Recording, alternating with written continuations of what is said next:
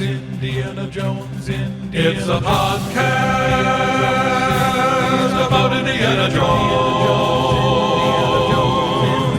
Every movie,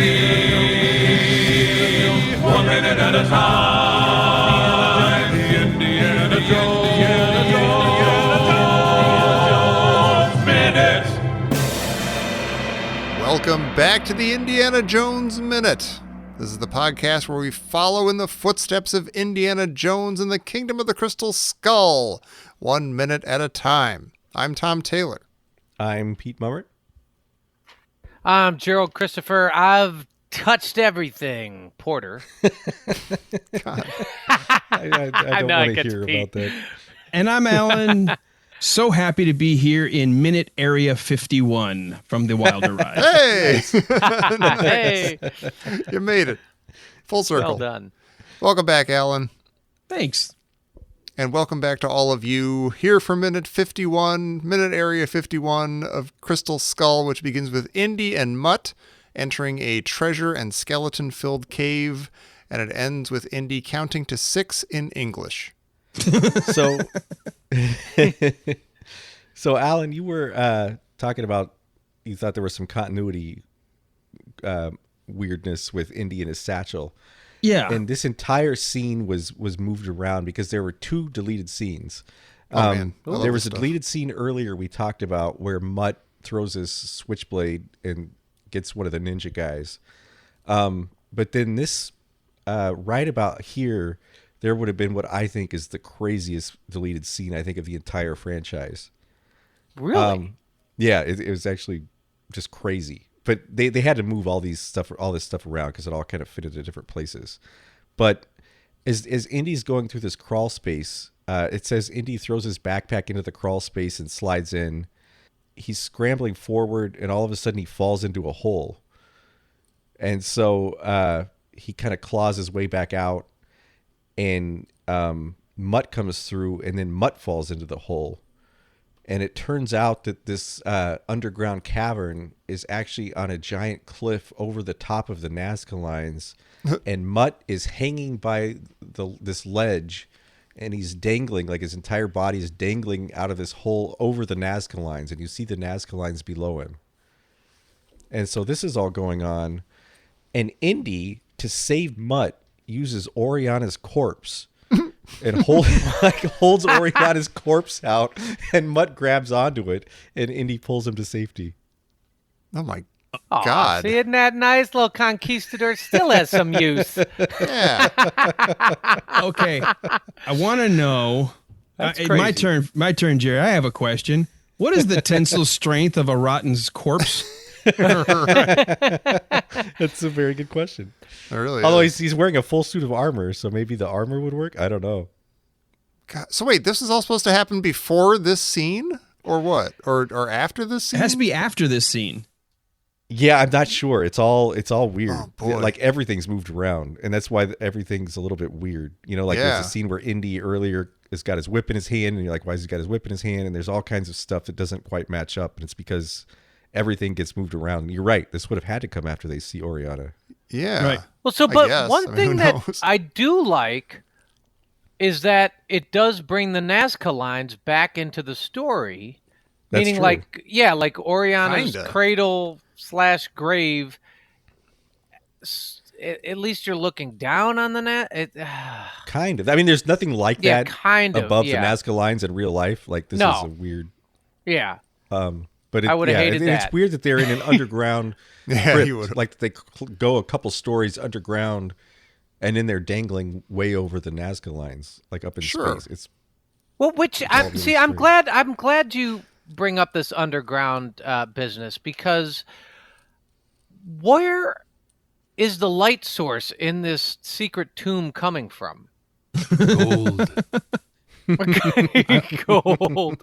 Well, those are the new trend of putting the under cabinet sort of tea lights, so that way you can get accent on the wall. Yeah. It is. A soft You look and at you look indirect. because if Yeah. you really look at this, it's like you can't tell. It looks like it's maybe natural light pouring through, And you can see that there's several different shots, and then there's Yeah, also you can see coming from above. yeah, it's coming. So you're like, so is this a cave or is it subterranean or, if these holes are there, how is it hidden? But wasn't it night out? Here's the Wasn't it like problem. Yes, they went in Yeah. at night. Yeah. Yes. And it's like beautiful, like midday sun pouring in. Yes. Maybe they've been down here for like 36 hours already. Yeah, maybe. I mean, there are enough cut scenes that they could have been here for a week or something. It's really strange. There's like gold Well, they lighting were going all nowhere over. fast. Yeah. That's true. Well, Indy, he walks in and he says, "This is incredible," and I think that this is the first time in franchise history that Indy has marveled at an archaeological wonder or artifact. You might be right. That's not true, is it? I mean, maybe verbally. I don't know. I mean, where he's actually really impressed, and he says something like he comments on how incredible it is at the thing that he's looking at. Yeah. Okay. Yeah. Yes. I mean, I'm just thinking about like when he finds the Ark, he's moved, and when he does the Staff of Ra, he's kind of blown away and stuff. But he doesn't say anything. I don't right? think I don't know if he is moved when he finds the Ark of the Covenant. He's with Go Sala. back and listen to it. We said he was moved. Oh, that's true. We did say he was moved. He may not say it, but Yeah. that scene in the map room, he is nothing Yeah. but filled with awe. Yeah. It's true, but he doesn't say anything. He doesn't say anything. Yeah. Oh, you're testing my memory right now because I want to try to find one where I can say, yeah, see, he did it before. Yeah, he always approaches these things with a certain nonchalance. Yeah. Yeah, but there's always also the moment where he's face to face with the thing, and he's kind of at least mildly amazed. Like even with like the Yeah. Shankara stones, he's holding them and they glow. He's like, oh, check it out. That was kind of neat. Like he's got a kind of wonder look on his face. And he always finds like the Grail and the gold is lighting his face and stuff. He's got that moment, It's like he's opening Bazooka Joe's. Yeah. Looking Oh, for the- I got this one a already comic book, again. yeah. Oh, I could trade this with a buddy. Oh my God. But is that sense of awe that Indy has, because Mutt says unreal, and Mutt starts to move forward into the tomb, and Indy puts his arm out to stop him. Mm-hmm. And I'm wondering, is Indy protecting Mutt here, or is he protecting his own find? Like, does he not trust Mutt? And he's like, no, son, this is not your gold. I like that. Oh, That is a to good me, this question. was a definite callback to the Satipo moment. It was like, we have nothing to Yeah. fear here. And he's like, that's what scares me. And he does the same movement with the Yeah. arm, Yeah, the whole that's forearm true. across the Right. chest. And I don't know about you guys, if you listen, the sound effect sounds like the thump is like a stapler going through a stack of thick papers. When he hits him on the chest, listen to it. It's like thump. It's like it's like the weirdest sound effect for hitting his chest. Weird. If this movie were much, much cooler, I think it'd be cool if Indy actually called him Satipo in this scene when he does that. Not so fast. No, Satipo, what he but- should have said is not so. He should have said, "Come on, stupido." Yeah. Stupido. Hey, did you guys see the little tea light that's actually off to the? If you're looking at the frame where he's walking in, it's to the top left corner. A little spotlight just kind of accenting coming down. Yeah, Oh yeah, I'm kind of Yeah. sad. There's your light source. It's a little tea Yeah. light. Yeah, yeah. yeah. Those little LED lights, they're so bright and so small Those nowadays. beautiful ones. That, by the way, that description of the stapler going through a giant stack of papers was perfect. That's exactly what it sounds like. Isn't that exactly what it sounds like? Yeah, that's Well, crazy. see, I'm wondering is I just listened to it too. That's hysterical. Wow, all right. I'm gonna. that's amazing. Is this the first time that Indy's ever told someone not to touch anything and that they've obeyed him? Satipo was cowed in that moment. Anyway, like he started touching stuff later, but Doesn't he say that to Willie? No, to Short Round. Yeah, Did he but say she it to took Short. Yeah, Short round, Oh, and he then short round does. immediately Yeah. runs over and touches Yeah. something. that's right. I like that scene. I do I kind too. of like Temple of Doom. You guys are mean. Well, then, so we have this. Go ahead, Tommy. No, I just said Go ahead. We have this quote: footprints. Somebody has been here recently. 2 sets of prints, and then Mutt says, "Same size. Could have been the same person twice." And Indy replies, "Not bad, kid." This is so Nancy Drew. I can't take it. Yeah. See, It's okay. I will agree with you that the exposition part is Nancy Drew, but I think when Indy says "not bad, kid," and Mutt actually has kind of a nice little smile here, and I feel like Mutt has been dying for some praise from this guy, and Indy never praises anybody and just express some praise, and you get this nice little half smile from Mutt that I think this is a really nice understated scene. Yeah, I'm with you. He's honestly touched by that. Yeah, and it lasts like a full 2 seconds, like him just watching Indy stand up and walk away, and he's got that look on his face. You're like, oh, really? Not bad, kid. Thanks. And has Indy ever said something nice to somebody like that before? Never. No. Good. Never. Yeah. I mean, maybe. Like really, it's like it not often. I can't think of one off the top of my head. I mean, I might be missing something, but I don't remember. Like, hey, Shorty, nice job. I think the nicest thing Indiana Jones has ever said is when he looked at Sala and he says, "You're my good friend." But even that was kind of hollow. That was completely forced. Well, you just said you were my friend, so I got to say it backwards. You are my good friend. According to this cue card, you're my friend. Thanks for the arc, chump. Sucker. Am I the only one that had the Electric Company song in my head? When Indy goes 1, 2, 3, 4, 5. 6, 7, nice. 8, 9, 10. No. 5 points from Pete. That's actually Sesame Street. Oh, right. But yeah, no, it's good. Oh, that wasn't on the Electric Company? No, that was Sesame Street. Yeah. That pinball thing? Yeah, I'm sorry, Pete. Oh. 5. You know, it's great. They'd pick the number, right? It would be different every day. It would be like 7, and then they'd celebrate. Yeah. Yeah, and they do a whole thing about 7. Yeah. And they're all just like psychedelic nonsense, so it could have been. It's not like there's anything special about 7. But by the end 6. of the song, you felt like you really knew the number 7. You've been on a journey with 7, through a pinball machine. Exactly. I swear to God, he counts at least one of these bodies at least twice when he's going. Like it looks like there's a cut, so you can't quite tell if he's looking at the same guy twice. But he goes. It looks like he goes like to this guy and then back to this guy as he's counting, and there might only be 3 guys there, but he counts. Well, I feel like to 6 in this minute. That's perfect because I feel like he's doing the same thing that the Ancient Alien guys do on History Channel. Is he's trying to fit the evidence to his preconceived notion of what's there. So he sees 3 guys and he's like, 1, 2, 3, 4, 5, 6. I was right. Don't you Just get as it? I thought. Now, Pete, I'm watching this on a black and white Magnavox, Mm-hmm. and I have a question. It's not even. Your It's like a Vectrex. magnet box. It's like you got the knockoff. Can you please tell me where in this minute is there a backpack? Yeah. We're talking about this last minute, and Tommy got furious, and I understood why. And I'm looking. So Indy is wearing his man purse satchel. Mm-hmm. That's not a backpack. No, He's- it's a side yeah, pack. he's- It's a fanny pack. He picks it up. Pack. It's second 46 off the ground. Mutt has a lantern.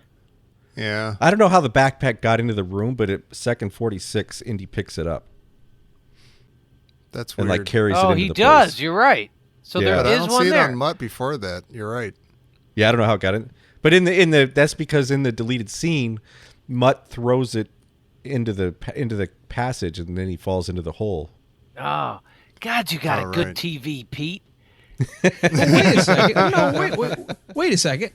When they walk in, Mutt doesn't have anything in his hand that he's throwing down on the ground because when he Right. gets the stapler thump across the chest, he puts his hand in front of him because he's like, there's nothing in his hand. when Indy is looking down at the footprints from the point of view, there's nothing on his right hip or anything. When we do get to the low crouch, now we see the backpack on the ground right next to him. That's just weird. Maybe that bird brought it, Jerry, that disappeared earlier. Oh, yeah. Or the one guy who they just let go for some reason. Oh, yeah. In the fight. Yeah. How come nobody's He was worried about second these guys? Those guys came out with blow darts and amazing, what we call it, like Yeah. Peru foo. Yeah. How could there possibly be recent footprints in here? There's only one guy who we let live who's trying to kill us. And those guys are just gone. Now, I understand the one guy went nighty-night because his uvula got, pierced or at least poked.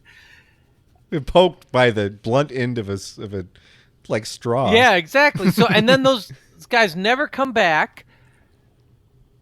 They don't live here. Did you answer the question as to how did you get knocked out by a dart from the backside of it?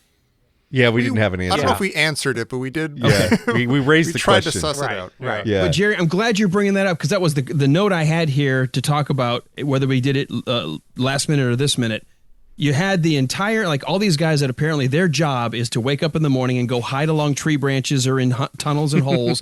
Like their 12-hour shift is in case anybody shows up. We're going to like jump in and around all these things and we're going to reenact the Minds of More here. And these guys make it past them and they go, screw it. We're going home. Yeah, we're out. Yeah. I'm done. We're out. Boy, they got me. We're not going all the way down there. Wait, that was failed. Carl's job to go past this point. They Like, don't I'm pay done. me to go down there. Right. But the whole time I was thinking this, like, where's everybody guarding this sacred area? They check out once you go underground. Yeah. Yeah, it makes no Yeah. sense. It's like a union thing. Like it's after 5, so they can't go after them now. It's not in their contract. I only go to subterranean Yeah. level 2. Once they pass the big Mayan disc, I'm out. Pete, you have me on that view of the Nazca lines.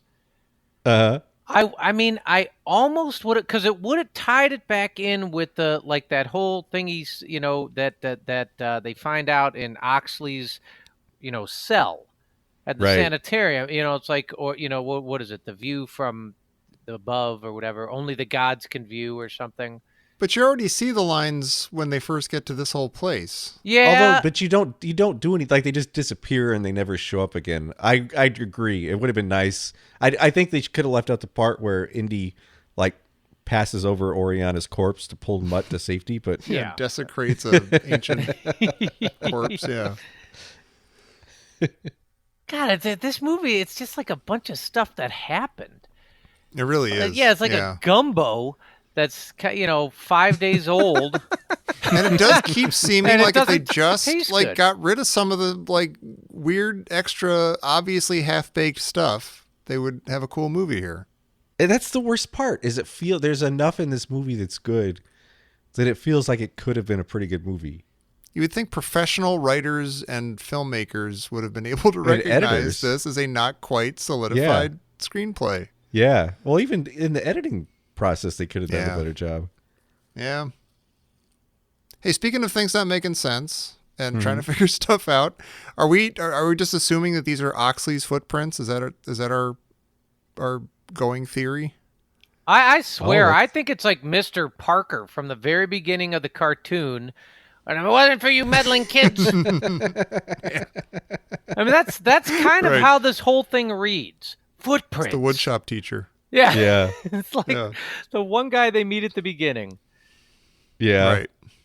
Oh. Also, would Mutt have been able to recognize? Oh, that I remember Oxman had that pair of Nikes. Yeah. I bought him He had the those Air shoes. Jordan, Those shattered Well, glass. the footprints almost look like dress shoes. When you look They at the way the do, footprints yeah. are made, Yeah. they look like somebody made Yeah.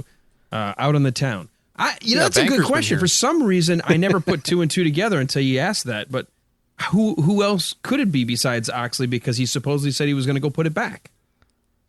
Yeah. Unless the ninjas wear nice shoes. Can I ask a question? If you arrived, found the skull, left, decide I'm bringing it back, wouldn't there be 4 cents of prints? Oh my God. You're right. Yeah. Yeah. Wow. This movie. Come on, movie. Unless he was trying to hide the fact that he'd been here twice and he walked over his old footprints. Oh, yeah, he did the Yeah. whole Shining thing, the kid walking back in his own footprints. He's still there. Yeah. Oh, this is a fever dream moment. They walk in single file to hide their numbers. Yep. There you Oh, go. there you go. Or maybe the first time he went, he had the forethought to cover up his tracks, and the second time he was crazy enough they didn't think about it. I don't believe that for a second. I'm just No. putting it out there. Okay, so who are our choices? Are it's Oxley, it's one of the Peruvian Kung Fuvians, like because they live there, whatever. Yeah. It's Mac or a Russian. No, it wouldn't be a Mac or a I also Russian. like I don't really remember how a lot of this movie plays out. But why did he want to bring the skull back here? I really don't know.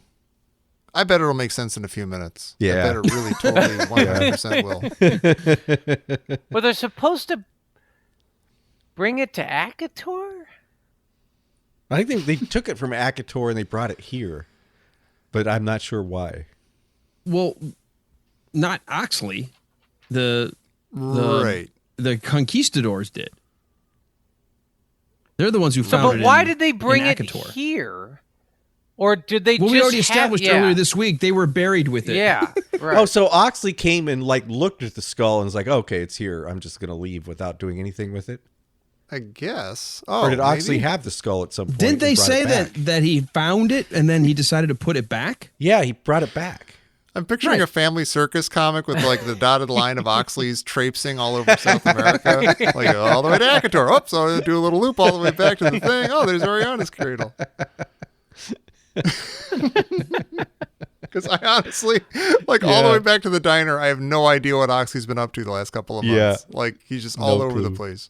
Oh, see, now I just watched it. Why does he, what compels him? What makes him go, I found this amazing thing. I know it's the key to get into Akator. Did the skull tell him, put me back, the Russians are coming? I mean, what makes him decide to go put it back? And when did he start mumbling? That's an and excellent question. Gibberish. Well, Yeah, I don't know. I always thought it was the skull got to him. Yeah. Okay. Like But the when? skull. So- Like, So was the skull Immediately, talking or- to him? And that's why he was writing all these things and all this mumbo jumbo. maybe. So did he have the skull in the prison? Well, In the that's sanitarium? now. I don't think. So, but wait, the so. Russians. I don't think he could. Wait a have. minute, I got a question. So the Russians. Then why took was a- he still crazy? So wait, the Russians kidnapped him, right? And then, Yeah. so why does he wind up in a? They let him go, and he walks into town mumbling, and that's why he's in the sanitarium. Yeah. And then he's like obsessed with the idea of returning. But So that means when the Russians kidnapped him, he had the skull, and they let him go with the skull. You guys, Raiders of the Lost Ark was a straight arrow. It was like A to B to C to D. It made total sense the entire way. It was so nice. Well, see, I want to try to find a way to explain this, and it's eluding me right now. Yeah, you're not alone. We've been doing this for weeks Because now. I was under the impression that once the skull was returned, we'll just assume later at some point in time that Oxley gets sort of more back to normal, which means I thought he wasn't under the power of the skull anymore. So I thought the skull kind of is what made him a little wacky. is he just kind of one of the like I think you're right. square peg in a square hole kind of guy?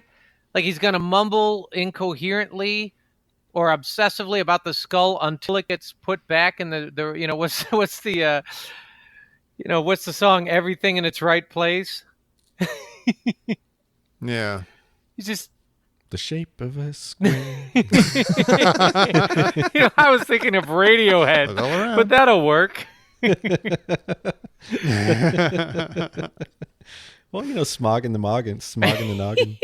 This exact moment in time, I don't even know how to justify anything that's happened to this point with Oxley. No. No, me neither. No. Yeah. And I hate that I don't think that by the time we're done with this movie, it's going to make any more sense. Yeah, because it seems like when we see the Ox Man, he's going to be like, "Oh, hello, how are you?" Yeah. But I suspect he's not going to be. Nah. Uh. Eh. Hey, listen. The universal reaction to the movie. Huh. Huh. Yeah, speaking of boop, boop, boop, boop, boop, boop, boop, boop. Something's coming in over the wire. This just in from Professor Chrissy Porter. Who are the skeletons plastered on the wall?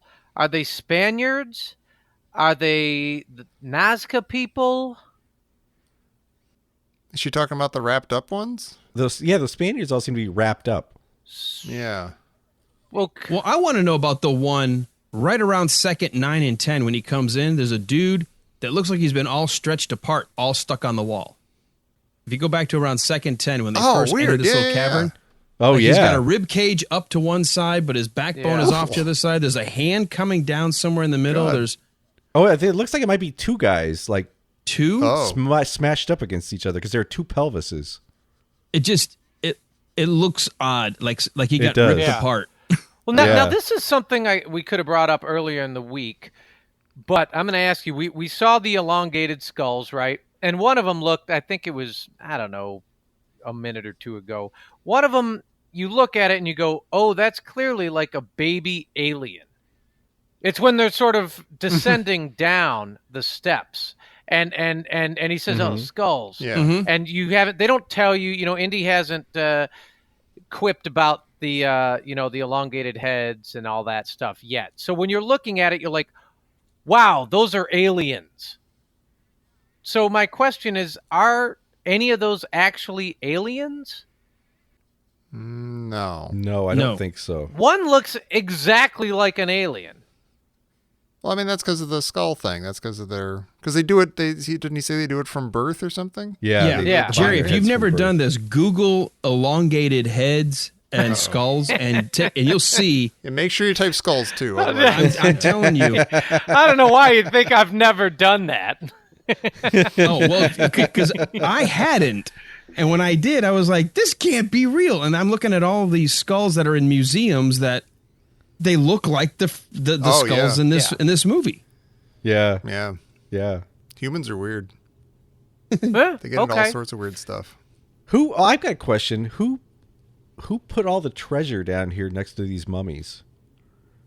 And like, why? If you're gonna carry all this stuff down here, like all these pots, and why don't you stack it up nicely? Yeah. Like they just like throw it. Or if somebody's been in there recently, was there Well, all? then why didn't they take it Yeah, all? was there all sorts of stuff that was in there like 2 weeks ago and it's gone now? No, I think we're gonna find out that it's all still here.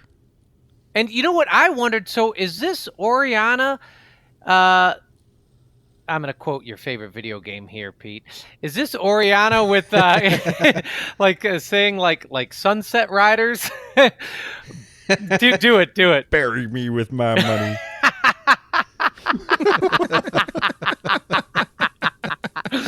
There it is. Is that what Oriana's doing here? This is his cradle? That's why all this treasure is here?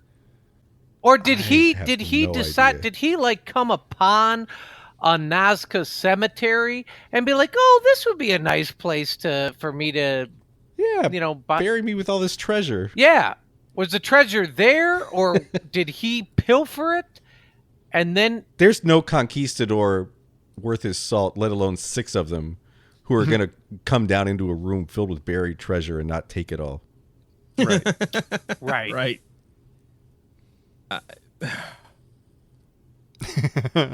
Oh, jeez. Yeah. But see, if someone buried them here, like to get rid of the skull, why didn't they take the gold? Why didn't someone take all this gold and all these jars and all this?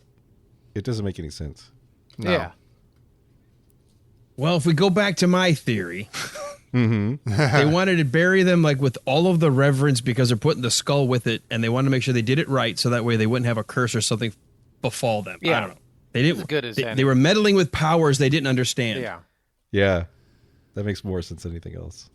I'm glad that it's up to us to figure this out. Thanks for nothing, movie. No, I'm going to go back what Jerry said. The top men decided Just stack everything with him. We want nothing. It's the whole curse of the curse of what's his face from the first Pirates of the Caribbean. Anything these guys touched, we don't want any of it because we're not going to turn into the undead overnight. Let's just leave it all with them. Yeah. There you go. Yeah. Well, Alan, it was wise of us to have you over here into this cave with us because you, more than Indiana Jones, seem to have some sense of what might be going on, and we appreciate it. Well, either that or I'm just crazy enough. No. Sure. Hey, we'll take whatever we can get. Seriously, it's been an absolute blast. This has been something that, finding you guys having already completed a season and a half when I stumbled across the podcast and just burning through it and reaching out to you guys. And then you all took a turn to be in season 1 on our show. And then got Pete, you and Tom were able to join us for Blazing Saddles. Jerry, I know you had a kind of a tragedy with your employer. So that was kind of an interesting thing with your... Yeah, what's his name? Dick Dale? Oh, yeah. Yeah. When he passed away, it was right at that point, and you're just I'm not going to be able to make it. But to chat with you guys and to listen to your show and evolve, and now to be actually on it, it's kind of surreal and in a really good kind of way. I just feel like wow, I did something really cool. I was on their show. So thank you guys for having me. Of course. Yeah. Well, thanks for joining us. Yeah, absolutely. This has been awesome. This is great. And tell everybody again where to find your show. Yeah, well, what's really cool is because here we are at the very end of January, and we're getting ready for season 3. We are less than a month away from Silver Streak. We're gonna go into the very first buddy pairing of Gene Wilder and Richard Pryor. And if all goes well, we actually have Richard Pryor Jr. lined up to be with us on the show, the son of Richard Pryor. Great. So we're gonna have him weigh in on dear old dad. Well, last season we had Christopher Corman weigh in on, he's Harvey Corman's son, weigh in on the last few minutes that Harvey Corman was seen in Blazing Saddles. So it was kind of neat to be able to reach out and get Richard Pryor Jr., who's interested in joining us. So at this point in time, it's all lined up, but we know celebrities can come and go and do what they want. But we're hoping that we can get him and a bunch of other folks and get you guys back on. We're hoping to have more guests than ever on season 3 as we continue to grow. It's called The Wilder Ride. We look at the movies of Gene Wilder 1 minute at a time. And we're having a lot of fun with that. And one of the things we've actually added as a thing we like doing is, and I'll pitch it today, we do a weekly flash briefing. We started that as kind of a fun little news brief that we put via the Alexa system, but we also release it on as a regular file you can just listen to. But we'd like to just look at the world of podcasting, especially those folks in and around us, the people we know, and funny things that are happening in the news and entertainment, and just kind of put a little fun newscast out once a week. We call it the Wilder Ride Flash Briefing. So you can find that. You can find us pretty much anywhere you get your podcasts. Beautiful. Yeah. Awesome. That's great. Yeah. Well, thanks again for coming on. And we look forward to seeing season 3 or hearing season 3 in just a month or so. Thank you. Awesome. Yeah, it's going to be a lot of fun. And everybody, thank you for tuning in. If you miss us over the weekend, don't forget we have our bonus show on the weekends over at patreon.com/Indiana Jones Minute. You can join us over there. You can help support the show and get access to our bonus show over there. You get early access to these shows. You can get postcards from me and Jerry and Pete every month. It's a whole party, and it's really fun, and you should check it out. Also, check us out on Facebook, Indiana Jones Minute and the Listener's Crusade. That's our group over there where you can interact with Alan and others about the show, about the movies, about life, about soup, about shoes, whatever. And join us back here on Monday for minute 52 of Indiana Jones and the Kingdom of the Crystal Skull here on the Indiana Jones Minute. This room actually looked a lot like the Grail Knight room. Yeah, a little bit. You could have seen him sitting there. Yeah, a little less maintained. Yeah, slovenly. I think it's your magnet box, Jerry.